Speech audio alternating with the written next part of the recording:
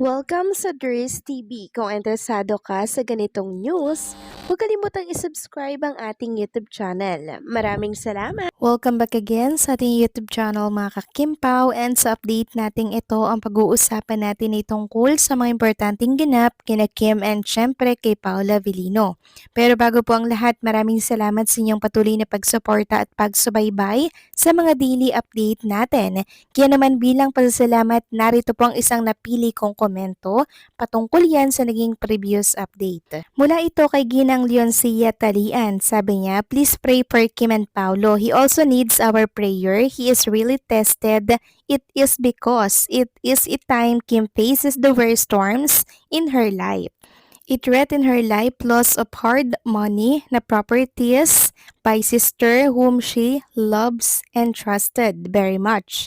And bashers, he stays, comforts, protects, encourage Kim. He didn't go away even there are other who are oftenly flirting him who rich, beautiful, and no problem. Is it because of love, of pity, or of fear to lose fans? Is he not getting tired too? Whatever Paulo reason, we do appreciate and thank him for what he is doing now to our Kimi. I know he will be rewarded in the end for being there with Kim.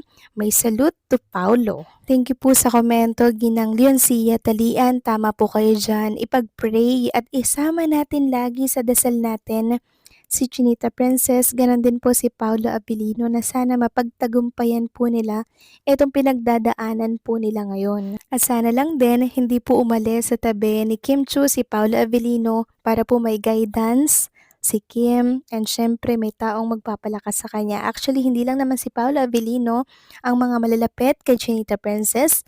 Alam kong malakas ang supporting system na mga nagmamahal kay Kim Chu.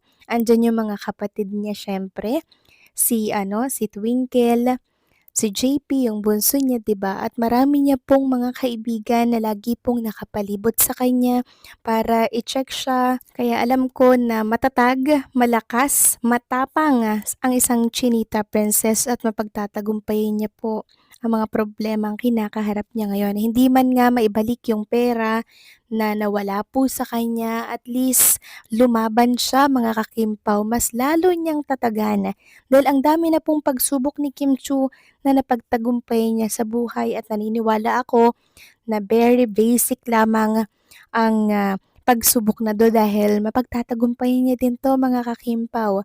Basta keep praying at isama natin si Kim Chu sa mga dalangin natin araw-araw. And syempre maraming salamat po sa pagmamahal kay Kim Chu, ganon din kay Paolo Avellino. Samantalang pag-usapan na natin ang mga balita po na nakalap natin sa araw na to ng Friday. Alam ko excited na kayong mapanood yung ilalapag na episode ng The Alibi ngayong araw. Ilang oras na lang at mapapanood nyo na po ito mga kakimpaw.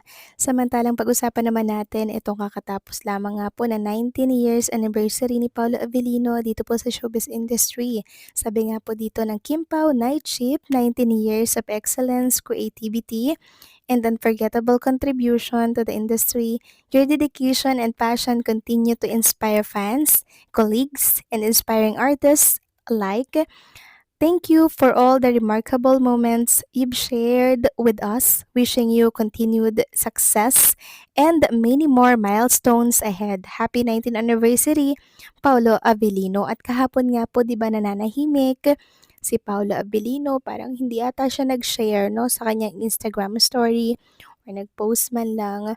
And marami nga po nagsasabi na siguro yung 19 years na celebration niya na yun, ginugol niya na lang yung time niya kay Chinita Princess para i-comfort, 'di ba?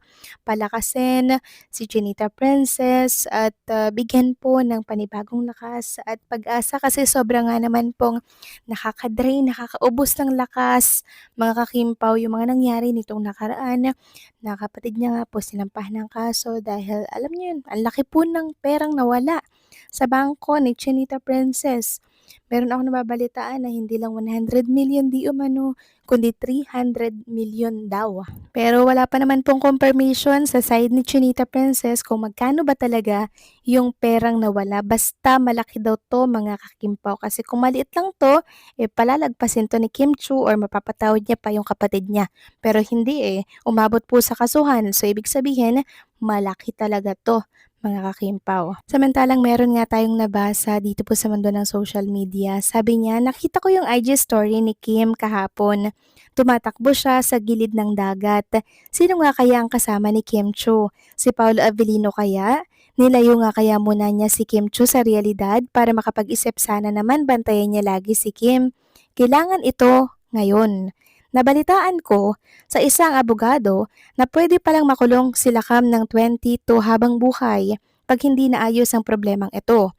Alam natin na mahirap at masakit ito kay Kim Chu, kaya please lang, wag nyo na siyang batikusin. Yes, meron po kasing mga nambabatikos kay Chinita Princess na kapatid, pinakakasuhan, or balak ipakulong. So, hindi nyo po kasi alam ang ganito na sitwasyon. Wala kasi kayo sa sitwasyon kaya ang bilis makapagsalita ng ganyan.